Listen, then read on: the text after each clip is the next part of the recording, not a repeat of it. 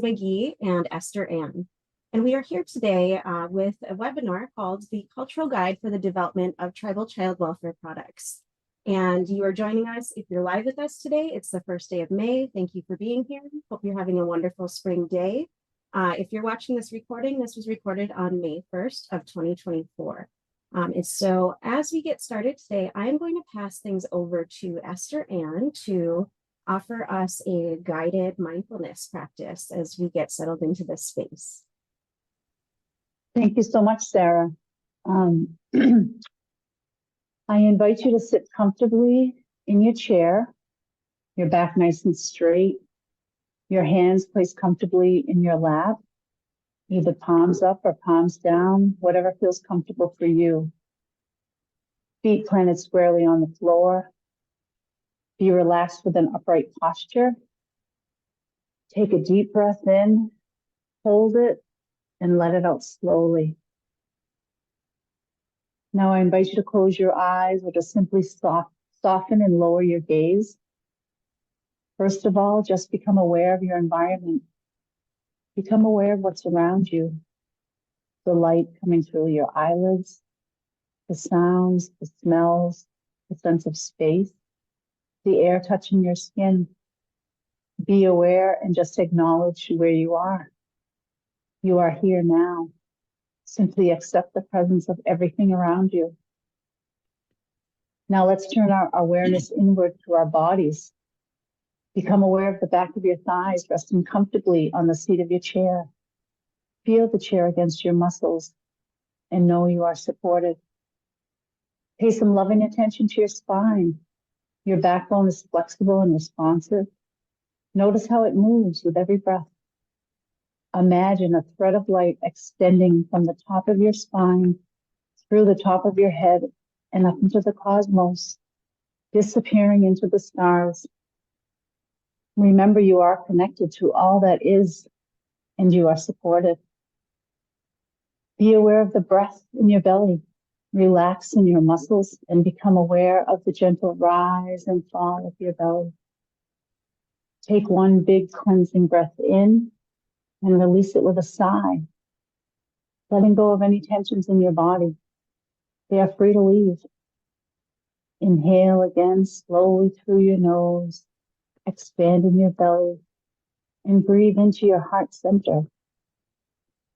Breathe in knowing you are at peace, and breathe out with a smile because right here, right now, you are happy. Notice how your mind becomes calmer. Your mind quiets with each breath. Next, become aware of your feet. Bring your thoughts into your feet. Notice your feet and fill them with awareness. Become aware of the different sensations that are present in your feet. And then just relax, choosing to let go. You are supported by the floor beneath your feet. Now bring your attention to that floor.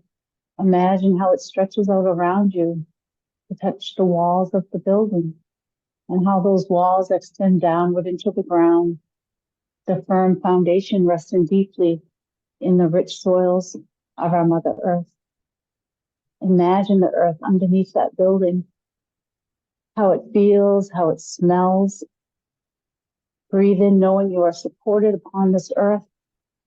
Breathe out knowing you are connected to our Mother and to all of her beings, to all creation, to all humanity. Let your mind flow back hundreds, thousands of years past and imagine this earth as our ancestors knew it, here in this beautiful place. Imagine the wind, the sun, the rain, how the trees sway, the tides rise and fall. Imagine the joy, the laughter, and the love. Believe that you are supported in this place by the beauty that surrounds you and the spirit of your ancestors. Believe that you are connected to your ancestors, connected to each other, connected to future generations. Breathe in, you are loved. Breathing out, you are happy. Bring your awareness to your nose and the breath flowing into your nose, into your body, circling around and coming back out, taken with it any toxins or tension. Your body is relaxed, you are at peace, and you are here now. Breathe and just be. Become aware once again of your whole body, resting comfortably in your chair, your feet on the floor, the light against your eyelids. Become aware of the space around you, the sounds, the smells, the air on your skin. And when you are ready, move your body as it prepares to wake up relaxed and energized. Slowly open your eyes and come out of the mindfulness practice, bringing only good energy with you, holding on to the strength and beauty of connection. Thank you so much, Esther. I always appreciate when you do that. We have a few pieces of housekeeping. For those of you who just had joined us, welcome. My name is Sarah Nelson, and I'm with the Capacity Building Center for Tribes. As we dive into our housekeeping for our webinar, I want everyone to know that this is a Zoom webinar. That means it's a little bit different than a meeting in that in a Zoom webinar, all of our participants are automatically muted. So you don't have to worry about muting or unmuting. But a kind of negative of that is we cannot see each other as participants. So if you could share your name and where you're joining us from in the chat, that helps everybody know who's in the room today. I do want everyone to know that this webinar is being recorded. It will be available on the Capacity Building Center for Tribes YouTube page, as well as our Tribal Information Exchange in the next week. And we'll get that link emailed out to folks, as well as anybody who registered that's not here today. And if you have a question, we encourage you to ask it. We love questions today. And so please put those in the chat. There's also a Q&A feature. Either one works, but we want to make sure that if you have a question that we get to it. And so we'll be monitoring that chat during our conversation today. And now it is my pleasure to pass things over to Joe Walker. Joe is the Indigenous Projects Program Lead with the Center for Native Child and Family Resilience. And Joe, I'm going to pass things over to you. Thanks, Sarah. Hi, everybody. This is Joe Walker. I'm Comanche Cheyenne and am an enrolled member of the Delaware Tribe of Western Oklahoma, which originally we were called Lenape, or the Common People. I'd like to thank my brothers and sisters and their ancestors of the Northern Paiute tribe, whose land I currently reside upon in Fernley, Nevada. Let's go to the first slide. The Cultural Guide for the Development of Child Welfare Products, previously known as the Cultural Matrix, that's what we were calling it as it was being developed, was initiated through the Capacity Building Center for Tribes and completed by the Center for Native Child and Family Resilience, or CNCFR, through an Indigenous advisory group that guided the work of the CNCFR. And that advisory group was known as the Indigenous Ways of Knowing, or IWOC. To work effectively and respectfully in tribal communities, researchers and others entering tribal communities need to have a structure to follow. The Cultural Guide has 12 domains that, if attended to, can ensure positive outcomes.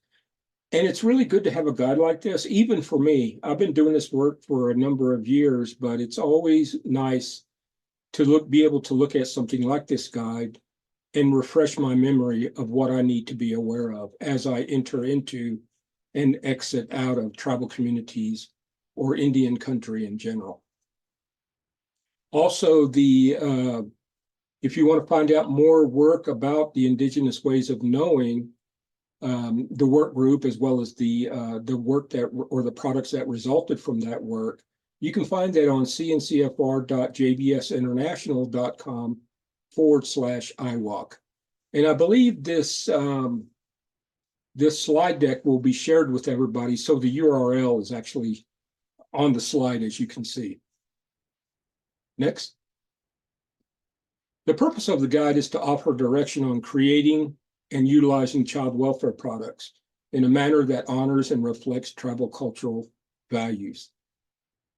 Next. This is the camp circle that was developed by Richard Two Dogs, one of the original authors of the Cultural Guide. And if you look at, I don't know if you have the Cultural Guide in front of you, but on the very first page, you can see the original authors of the Cultural Guide. But anyway, this camp circle depicts the 12 domains discussed in the guide and reminds us of the need to understand the cultural protocols in place within tribal lands that we intend to work in. Let's go to the next slide. I threw this slide together because this is actually a domain from the guide itself. This is what each one of these 12 domains look like. They have this table of sorts. And I just wanted to tell you what it's all about. At the beginning of the guide, it provides instructions on how to utilize this. And I just kind of threw this together on a slide so you could see it for yourself. At the beginning, at the top left-hand corner, you see it says description of domain. That kind of gives you an idea of what the domain is about, describes the domain, and then also provides guidance about that domain and why you need to be aware of that domain whenever you're working with or developing products for tribal communities. On the bottom left hand, you see questions for considerations. They're usually numbered.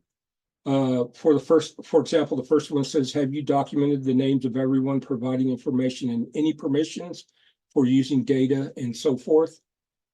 What you do is you take that, to answer that first question, you answer that on the right-hand side where it says how you will know. And this is so that you can monitor yourself and monitor your team to make sure that you're respecting tribal sovereignty in whichever tribal nation you're working within or whichever tribal community. And so, for example, what I did is I jotted down as an example to answer that first question, names of advisory committee implementation team have been documented. Sign-in sheets for every meeting is used to signify participation. The use of the tribe's logo on product documents have been approved by tribal leadership and the director of the program, as well as the cultural program. And then I also added some information about elders because that's what you want to do. You want to have all these people review the products because as we go out, even whenever I go out and I work with a tribe, it's not my product, it's the tribe's product. And so we need to make sure that it matches everything that they do on a day-to-day basis within their communities. Because if it doesn't, then they're not going to use it.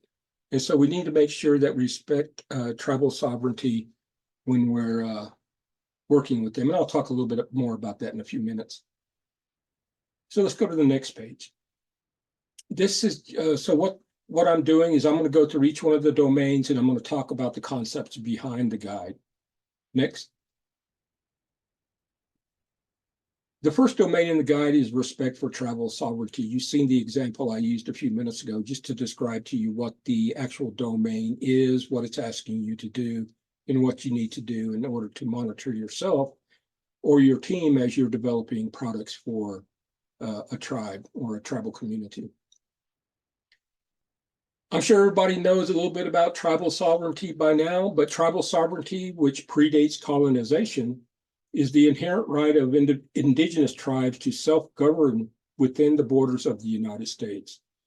The people and their ties to ancestral territory are the sources of power for tribal governments, which exist thousands of years before the United States. Tribal nations are recognized as sovereign governments by the U.S. Constitution, just like national, state, and international governments are.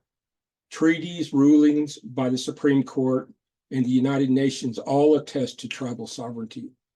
And also within Title 25 United States Code, it says the United States recognizes a government-to-government relationship as well as a unique legal and political relationship with federally recognized tribes.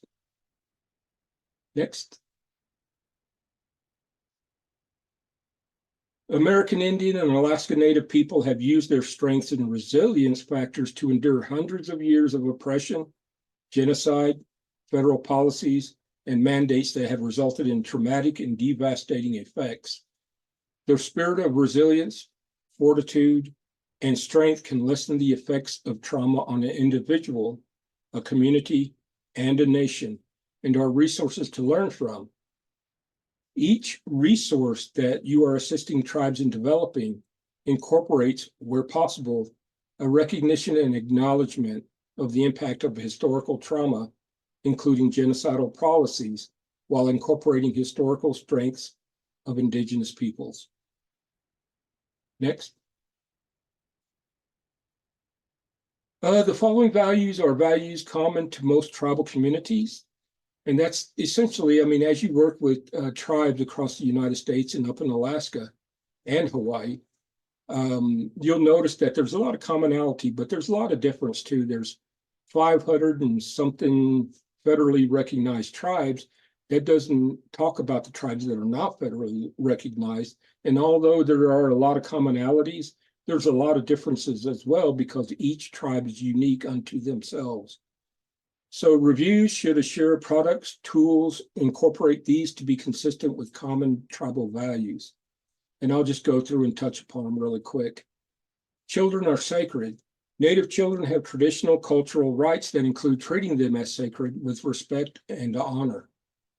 In fact, many, if not all tribal nations believe that children are sacred because they've recently come from the presence of the Creator. Respect and honor. Acknowledge, respect, and honor the wisdom of elders, healers, ancestral teachings, each other, self, and all life. Because we're all connected. We're all connected in this universe, everything, the humans, the plant nations, the animal nations, we're all connected. And if you impact one of those in a negative way, it impacts everything else. Generosity. We share our ceremonies, traditional healing, and reciprocity practices within our tribal communities. Protection of integrity and cultural knowledge. Tribes determine the appropriateness of anything to be shared. Although we're out working with a tribe, it's not our form, it's not our report, it's not our product. It belongs to the tribe. And so we need for them to tell us which way to go and how to go that way, because there's protocol associated with everything. Essentially, what we're doing is we're traveling down that road to a destination, and we're in the car, but the tribe is actually driving. And so they're actually taking control of the situation and moving forward to whatever change that they want to see. Belonging, the foundational basis of belonging is a spiritual attachment, which can be extraordinarily complex. This may include issues related to tribal enrollment, and there are a lot of issues related to tribal enrollment. In fact, as the years go on and on and on, that becomes a bigger issue. And the reason being is because as we, as Native people, intermarry with other tribes or with non-Indian people, then our blood quantum goes down. And so at some point in time, our kids may not even be able to meet the enrollment of a tribe that, that in reality is their tribe, but their blood quantum is so low. And so now you see tribal nations lowering their blood quantum to a point because they're going to lose all their membership, except for the elder ones, the ones that still maintain at least a fourth or whatever their enrollment criteria consists of. So belonging to a tribe is really important. Another issue is membership or citizenship, which is the same thing as what I was talking about, the blood quantum. You can't be a member or a citizen if you don't meet their criteria as far as their blood quantum is concerned. Tribal identity is really important. Identity loss happens a lot, especially for those that may have been adopted and they may not have had as much contact as they should have with their tribe. And a lot of them lose their identity. And then you see those same children, when they become adults, go back to their tribes because there's something in them that pulls them back to them. And they want to be in that community, in that village, in that tribe, because that is their tribe.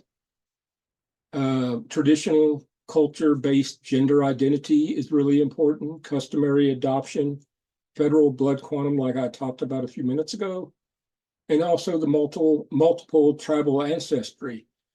As I said when I first began, I'm Comanche, Cheyenne, and am enrolled with the Delaware Tribe of Western Oklahoma. So that's what they're talking about, multiple tribal ancestry. With my tribe, in our constitution, I can only be enrolled in one tribe. I could also be enrolled in the Comanche tribe, but I chose to go with my father, what he was enrolled in, which was the Delaware tribe. And so that's the tribe that I'm enrolled in. Relationship-based. Acknowledging, establishing, and strengthening relationships are paramount to demonstrate the strong interconnectedness within tribal communities. So we're all related. Not only are we all related within our own individual tribal nation, but in reality, we are all related across the world, including the plant nations, the animal nations. We all have various things that are common. And again, like I said, if we're all the same in this universe, whatever negatively impacts one of those members of that universe can impact all the rest. So we really need to be careful with what we talk about, because our language holds power, and what we do, because that holds power as well. Next. So as we probably all know or heard, that tribal languages are threatened and at a critical junction of extinction. That's really important, especially with my tribe. There was a time that there was only 90 Delawares left that they could tell. And this was quite a while ago, because we originally began on the East Coast in the Wildwood, New Jersey area. And then we were pushed westward multiple times. And because of disease and because of outright killing of Delaware people, we were at one point in time, there was 90 of us. I think now there's still less than 2,000, but it's getting closer to the 2,000 mark. So it's important to learn and establish methodologies to preserve the language, and that's critical to maintaining the foundation and identity of the tribe. Let's go to the next slide. A little bit about leadership. There are different categories of leaders, including non-elected natural leaders, elders, elected leaders, extended family leaders, spiritual leaders, and community leaders. There's also traditional leaders. I was working for a tribe up in the Dakotas, and I met this gentleman who was actually should have been the traditional chief of the tribe if they would have followed what they originally began a long time ago prior to the advent of contact. But now, most chairmen or tribal business council, they get elected through voting. And so they may not, it came to a point where, even though he should have been a traditional chief, is a traditional chief, but even though he should have been elected through the voting process, he wasn't elected. So it's important to identify the most appropriate leaders, especially when you're developing things, whether it's a tool, whether some kind of product, a form, or even a report, to pick the appropriate leaders in order to review that product. Because the last thing you want to do is develop a product all the way to finalization and then find out, well, somebody that was really important that should have been reviewing that product didn't get a chance to. So that's the last thing you want to happen when you're developing tools and products in the Indian country. Next. So researchers working in Indian country have a responsibility to enter a tribal nation with humility, cultural competence, and knowledge of indigenous research norms and methods. Any tool should be developed in collaboration with the tribal community and endorsed by the tribal cultural leaders, elders, or wisdom keepers. It's really important to do that because, like I said a few minutes ago, that you don't want to finalize a tool and not the appropriate people have had a chance to review that and provide feedback, which would, of course, change the product, and would, if you do that, then it creates buy-in and everybody will use it, because there's no sense going out and working with a tribe, spinning your wheels, developing a product that nobody's going to use. So it's really important because that's, as I said at the beginning, that's their tool, that's their product. They should have a chance to review and provide feedback. Next. So this slide talks about, well, what happens if there are no formal cultural protocols? If you can see on the slide there, and this came right from the domain, if there aren't any clearly defined cultural protocols, then there are prompts or things that you can read that will give you an idea of what you should be monitoring and what you should be aware of when you're doing that development. For example, like number 2 there, what is the tribal in-house process to obtain approval from the tribe program community? I know in some tribes, they don't have their own IRB or institutional review board. Some do. And so it's really important to find out what that process consists of when you plan to do research and evaluation for a tribal community. And so this just gives you an idea of what you need to be aware of as you're out there, and if they don't have their own formal cultural protocols. Next slide. As I said a few minutes ago, everything in the universe is connected, or at least that's what tribal nations believe. That's what I believe. The phrase "all my relations" is intended to show how everything is connected, because it is all connected.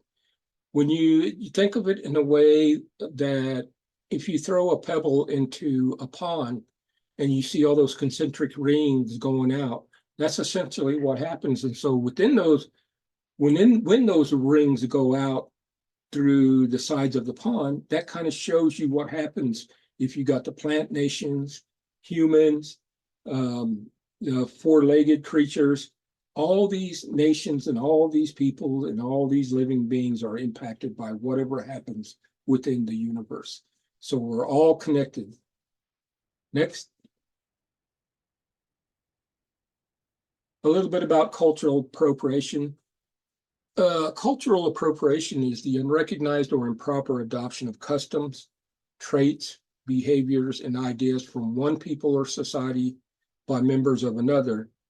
And history has shown us that improper adoption is usually done by a more dominant people or culture. So an example of what we're talking about here is like styles of dress or musical compositions that are taken out of their cultural setting and applied in unexpected ways. I don't know how many, for example, like videos that I've seen and the recordings that I've listened to, where you may hear like drums in the background or flute music. And I always think, I wonder if they ask permission to utilize that. So it's really important to do that, because oftentimes what I've seen as well is that somebody will utilize music like that in their backgrounds, and then, but is completely opposite, is completely outside of what that music was supposed to be about. You know, when they create music in tribal nations, there's a reason behind that. And it's usually, there's usually a spiritual reason behind that, because their drums have power. And so to take it out of that, to culturally appropriate, or to, what am I trying to say? To take that music out or away from the tribe and use it for another purpose, that's cultural appropriation. Let's go to the next slide. So all tribes, tribal communities, and individual tribal members are not the same. Although like I said, there's 500 and some out federally recognized tribes, and also those tribes that are not federally recognized, they all have their own ways of doing things. They all have their own culture, their own traditions, their own life ways. So we're not all the same. And so we need, when we're out working with a tribal community, we need to tailor whatever it is that they want us to develop for them or assist them in developing. We need to make sure that that it's tailored to that community. So this slide talks about tailoring the tool to the community in which you are working. And so again, you can see the domain there. It has all the different questions that you need to be aware of as you go forth and develop whatever tool or product that you're working on. Next. Reciprocity. It's really important that if someone does something for you, you should do something for them. And that often results in mutual benefit. And it's really, As I read that the first time, I was thinking, that makes a lot of common sense, because if you're out there constantly gathering information from not just tribal communities, not just tribal members or nations, but individuals, peoples outside of Indian country, if you're out there constantly gathering information from them and you don't recognize them in some way, whether it's just like, thank you for providing that's really going to help develop your tool that we're assisting you in developing, or your product. If you don't thank them in some way, if you don't do something for them, then eventually they will quit providing that information. It's just common sense. So if someone does something for you, you should do something for them, which again usually results in a mutual benefit of some kind.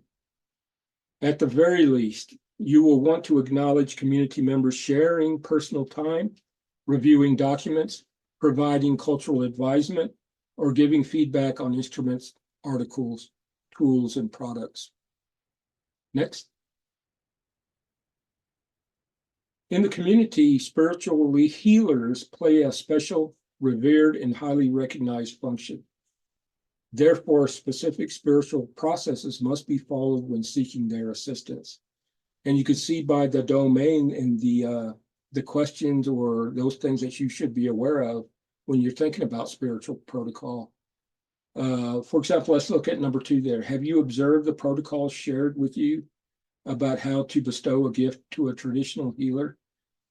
And so what I usually do whenever I go out and work with a tribal community, I try to establish a contact, someone that knows all of the questions to all of this, that knows the answers to all of these questions, because I need to know. And it's just because I'm native doesn't mean that I know everybody's spiritual protocol. I know their specific cultural ways of being. I just don't. And that takes me back to when I worked for an organization in Atlanta. I was the only Native American on staff.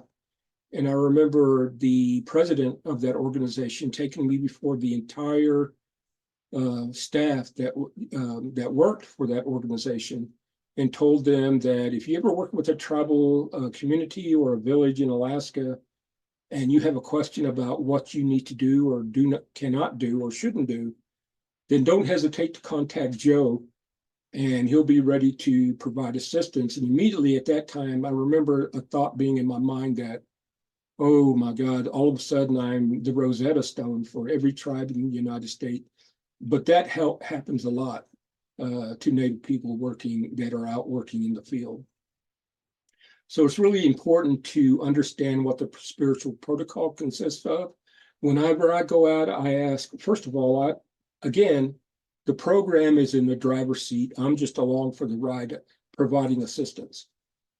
I always ask the person, my contact, which is often the director of a program, I often ask them, well, when we come out and we do this presentation, do you want me to do a prayer?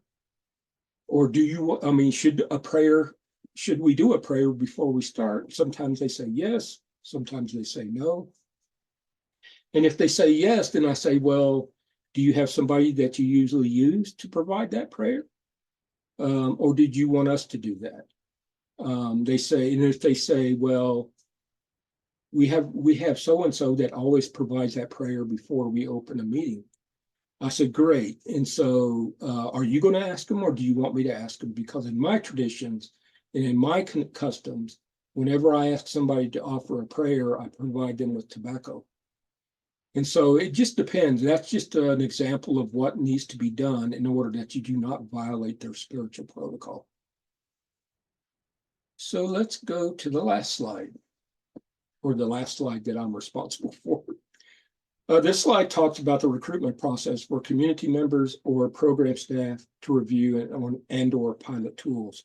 And really all this does is just make you aware that you need to have a recruitment process of some kind to get the community members or program staff involved in reviewing tools, reviewing products, reviewing reports.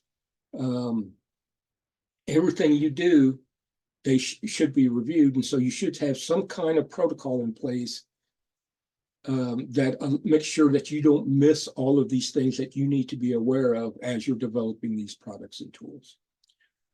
So that's just a quick way of going through the cultural guide. There's a lot of information in there, but it's really easy to follow. That's one thing I like about this guide. So we're going to talk about some evaluation or some information gathering, and I'll turn that over to Sarah to do that. Awesome. Thank you so much, Joe. Thank you. As you leave the webinar today, you will be greeted with a survey. And so you'll get a screen that comes up that says, would you like to complete this survey? This is just some feedback that'll help us for future webinars. And we appreciate hearing your thoughts and what you thought about today's webinar. And I want to leave it open for questions for anyone. Before I open it up, I do want to share. So in the chat, Melissa, thank you very much, just shared a number of links for folks. So we have a link to the Tribal Information Exchange, the Center for Native Child and Family Resilience website, as well as a number of other links to tools and resources for you. And we encourage you to check those out. In addition to that, this webinar was recorded today, and we'll send that recording back to everybody. But Joe, before we open it for questions, I just want to say thank you so much for doing this presentation. I think this is a great accompaniment to the guide that you all have put together, and I'm excited that it'll kind of live on as an auxiliary piece to go with the guide. So I thank you for sharing your knowledge and wisdom today. Thank you. And also, I'd just like to add that, and I think I mentioned it at the beginning, that actually this tool was began by the Capacity Building Center for Tribes years ago. And so we were just asked by the Children's Bureau when we began the CNCFR project if we could take a shot at finalizing it.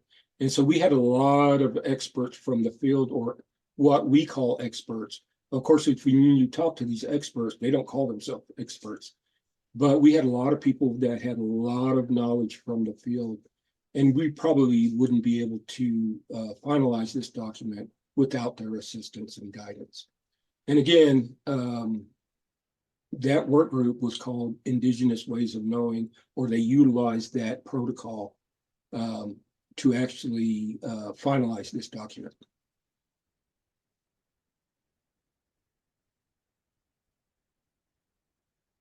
So does anybody have any questions? I'm trying to look in the chat to see if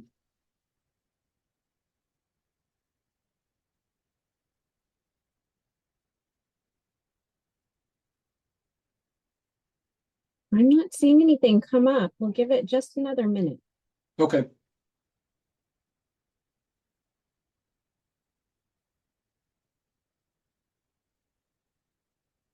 I guess I could throw in one quick thing, is that no matter who you're working with, whether it's a tribal nation, whether it's a state, whether it's a county, whether it's a city, and you're trying to figure out, well, how are we going to do this? They would be the ones that would tell you, well, I think this would be the easiest way to do this. And for example, I got a call from a state one time, and they said, well, whenever we promulgate rules and regulations that impact tribes, we're required to consult with that tribe. How do we do that? And I thought, to me, it was simple. I was like, well, did you ask them how they wanted to be consulted with? And they were just amazed. They were like, you mean that's all we have to do? I said, that's it. They're waiting for you to call them. They would love to talk about you. And so, and not talk about you, but would like to talk with you about that, whatever you're trying to consult with them about. And so it's something as simple as that. And it all begins with communication, which leads to relationship building, which establishes trust. And that's where you're trying to get, no matter what jurisdiction you're working with. You're trying to get to that place of trust where they believe you, everything you talk about, and you believe them as well. And it just makes product development so much easier.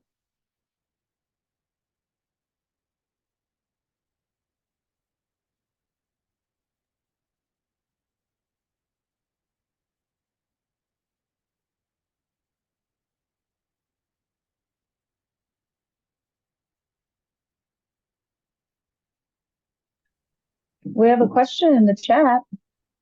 Okay. It says content development question. Considering images for content and marketing, is there a database where there is imagery that is categorized by tribes? Well, that's a good question. I know there's oftentimes, because we write a lot of reports, we do a lot of video creation. And the only reason we do the video creation is to provide further explanation about the document somebody is reading. You know, as a user, you're looking online at a document. And it'd be nice if you had a recording where somebody could talk about, this is what we mean by this. And a lot of times we're always wondering about, boy, it'd be nice to have some background music or something. For example, like flute music. And so I know that there's like, there's databases that you can, but you have to subscribe to that database where it's already been, approval has already been gained to utilize whatever music or pictures that they have. If not, then what we do is we go try to figure out where that music or that picture came from, and then go directly to that tribe or to that tribe in order to ask for permission to use it, because it would be wrong for us to use, again, talking about cultural appropriation. So we don't want to do that. And it's real easy to do that by accident, but as long as you follow the guide, I think you'll be okay. But I don't know the answer to that question that are specific to tribal content. Yeah, I don't know anything that exists in that realm either. That's Yeah. a great idea to put something together.